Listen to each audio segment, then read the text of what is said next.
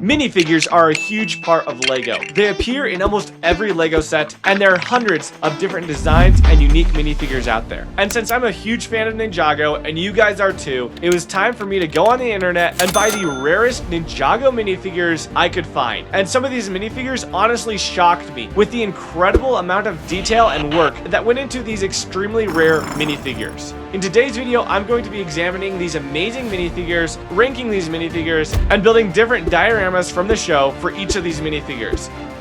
These rare Ninjago minifigures came out a number of years ago in these Toys R Us exclusive minifigure packs. They made 2 of these packs, and each pack has 4 minifigures. Ordering them now is quite expensive, but it's definitely worth it to give you guys the experience and a rundown of how amazing these minifigures really are. So, that was the doorbell. My pieces have arrived.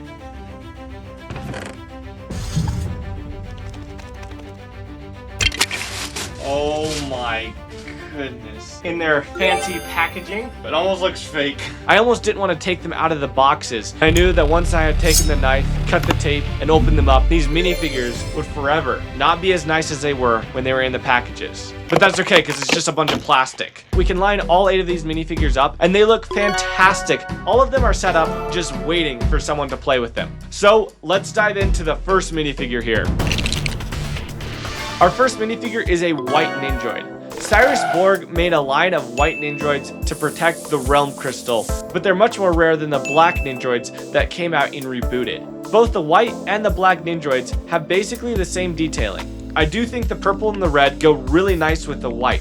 This Nindroid has a silver arm and a lot of great cyborg detailing. He also has his harness that General Cryptor wears, but this time it's white. Wow. And even his head printing is unique to this set. They went the extra mile and put printing all around the side of its head. Finally, you have that awesome Nindroid helmet with the metal eyepiece curving around the mask. The design for this minifigure is S tier, and that is why on this ranking list, we're going to put the white Nindroid on S tier. Simply put, this minifigure looks really cool, and I would love to see him protecting the Realm Crystal in Roshi's Labyrinth. And that is what we're going to do next. We are going to make a small diorama from Skybound. In this particular scene, Nauticon poofs in to steal the Realm Crystal, but is quickly surrounded by a lot of white Nindroids. Sadly, because these Nindroids are so expensive, I'm only going to get one, but it's time to start working on this jungle-themed diorama. The area of this diorama is going to be built on a 16x16 base plate. I added a lot of plant foliage around the perimeter, and then added some green base plates to the top of that. Then I built a bunker holding the Realm Crystal. I added a little spider with a blue light above this door using some red angle pieces. No one is going to penetrate this bunker. And around on the inside, I made a little stand for the Realm Crystal to be set on. I also added some nougat colored ground in front of the bunker, then I grabbed some seeds and planted them. Now it's time to set this build outside and see how long it takes them to grow. The next day when I went outside to check on my diorama, sure enough, all the foliage had grown up, and now all we needed to do was place down our Nindroid at the door. I also gave him a heavy-duty taser gun, and now we can place down Nauticon flying towards this Nindroid ready to take him down.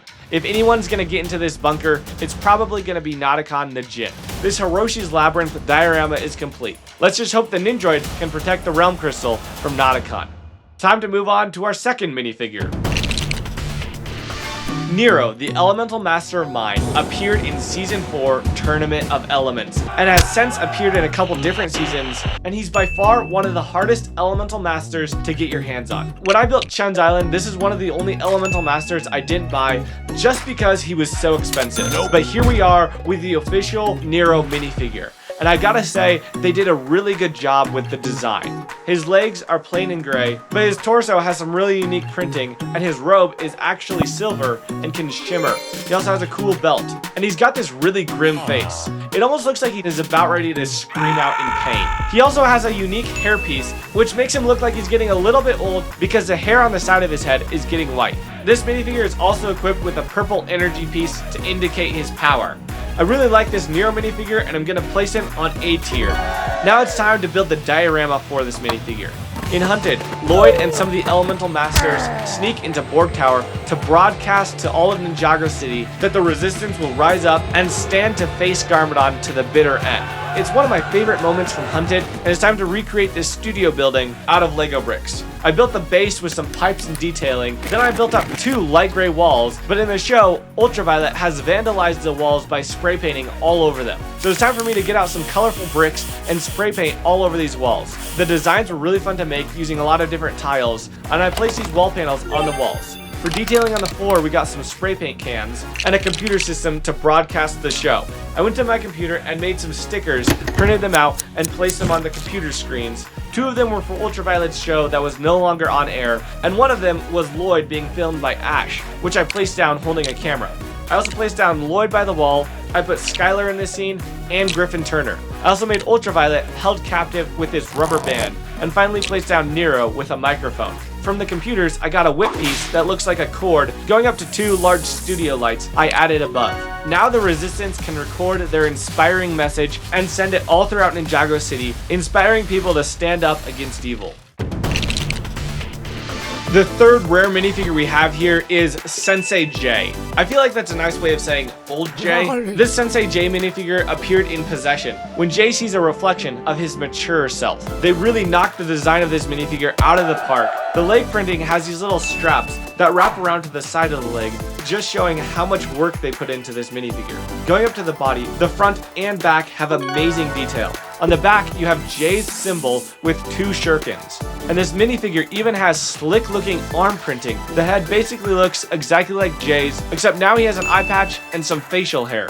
His hairpiece is exactly the same, and he's carrying a staff. This older Jay minifigure does not disappoint, and I'm going to put him on S tier alongside the white Nindroid. Now it's time to recreate the scene where Jay sees the reflection of his old self. This scene is kind of boring because it's literally a wall of ice.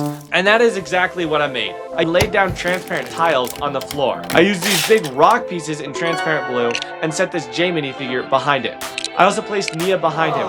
I got some ice spike pieces jutting out of this wall to add more detail, and then finally placed down Deepstone Jay looking at his reflection on this ice wall. This is a pretty small and simple diorama, but it does a job of recreating this scene from Ninjago. And honestly, I'm kind of glad I don't have to look in a mirror and see what I'm going to look like in 50 years.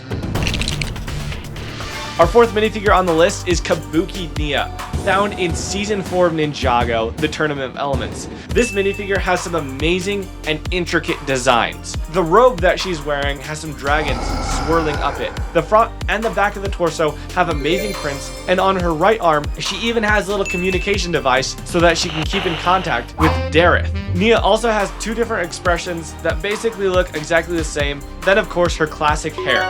This minifigure also comes with a fan piece with amazing cherry blossom tree detailing on it, and they did such a good job on this minifigure, it looks like it came straight out of the show. I'm gonna have to put this minifigure on the A tier. A great minifigure, it just can't compare with the other 2 that are on S tier. Now in the show, Nia sneaks into Klaus's library and steals a page from the Book of Spells. To recreate the scene in Lego, I built up a purple floor with a maroon carpet going down the middle. I actually made this using bricks and then placed it on the side to make up the floor. Wow. On one of the walls, I built a couple unique looking bookcases with many different kinds of books ready to be read. The other wall I made burnt orange, and I placed a door on with red and gold trim along the outside. I also placed on a small picture, and in the middle of the scene, I placed down a desk with the Book of Spells, a couple letters, and an ink quill stuck into a skull. Now I can place Nia secretly running up to the Book of Spells. And this scene is complete. It almost doesn't even look like Lego because I tiled off almost every single surface. I love how smooth and sleek this scene looks. Let's just hope Klaus doesn't find her. Our 5th minifigure is young Krux. This minifigure appears in Season 7, Hands of Time. Now this young Krux minifigure looks almost identical to the old Krux. There are a few differences to the body, and it is a unique print and design, but it doesn't stand out as being very unique. The head is quite cool and exclusive to this minifigure, but he's just wearing a normal vermilion helmet. He also has a sword in one of his hands. I'm gonna have to put this minifigure on the B tier. He's got cool design, and I'm glad I have this minifigure, but he definitely doesn't stand out like some of the other minifigures we have on this list. Now, a long time ago, when Wu and Garmadon were still young, they had to fight the Hands of Time in the Monastery Spinjitzu and use the Time Blades to drain the Time Twins of their powers. Now it's time to recreate that scene out of bricks. I started by making the facade of the monastery. I placed down some rocks along the front and was able to make the sidewalls at an angle. I added red trim to the walls and made small black roofs. The entrance was really fun to make with big red doors with golden details. I added Sensei Wu's hat above the arch, and this facade is complete and looks so much like the monastery from the show. Around on the inside, I placed down a lot of different colors, shapes, and sizes of tiles to make up the courtyard. Then I placed down 4 jumper plates, gave young Master Wu and young Garmadon some of the time blades, and then I made Krux and Acronics and gave them different colored hands to represent their time powers. This small battle scene from Ninjago is finally complete. The front of the build and the inside of the build both look amazing, and I'm super happy with how it turned out. Building this really makes me want to make a full-size Monastery Spinjitzu at some point. For the number 6 minifigure, we have Stone Harumi from Season 8, Sons of Garmadon. This minifigure blew me away with how much detailing it has. This stone-like minifigure has side printing on both the legs and the arms. The detailing going up the body is a little bit confusing. It's actually the same design as her minifigure is before she puts on the mask of hatred, but now has turned stone. She also has this amazing stone harness, and her head is actually dual printed. One is smirking and one is very mad. Finally, you can place on the mask of hatred, and this evil minifigure is complete. The fact that they put so much detailing onto this minifigure instantly puts it in S tier. This is a truly spectacular minifigure, and now it's time to build the scene from Ninjago where Lloyd finds out that Harumi is evil. Now, a couple years ago, I actually built an Oni temple mock with a pedestal in the middle with a mask of hatred. Now this time I'm just going to build the platform. I used a lot of dark gray pieces. I was actually able to make a pentagon shape to go in the middle. I also made the pedestal with some blue flames shooting up. I made this display circular in shape by adding 4 rounded segments to the different sides of this build. Then I added golden detailing to this gray platform and placed down Lloyd holding a knife for defense. But knife in a face-off with stone is probably not the best idea. This is such a dramatic scene from the show, and I'm very pleased with how it turned out. Our 7th minifigure is Golden Kai. Now you're probably wondering, hold up, Lloyd's golden. What's up with Kai? Well, in Rebooted, Kai turns gold for like a minute. I don't know why they gave him this helmet when it should have been his rebooted mask with his hair. Yeah, this minifigure is kind of confusing, but it is a really unique and cool minifigure. The design and the detailing is fantastic, with highlights of red and different shades of gold. He's got some really unique fire detailing on his body, and on the back you can see his emblem. And his head is probably my favorite part. This is a really great expression, and I like it a lot better than the boring scowl that Kai had for so many years. This Golden Kai minifigure is pretty fantastic, and I'm going to put him on A tier. The only problem with this minifigure is he doesn't really appear in the show, and I'm not sure why his accessory is Loki's staff. This minifigure is completely confusing, but at the same time, a really cool design. And I'm actually going to make the scene from Rebooted where Kai turns golden in the Digiverse to help the other ninja defeat the Overlord.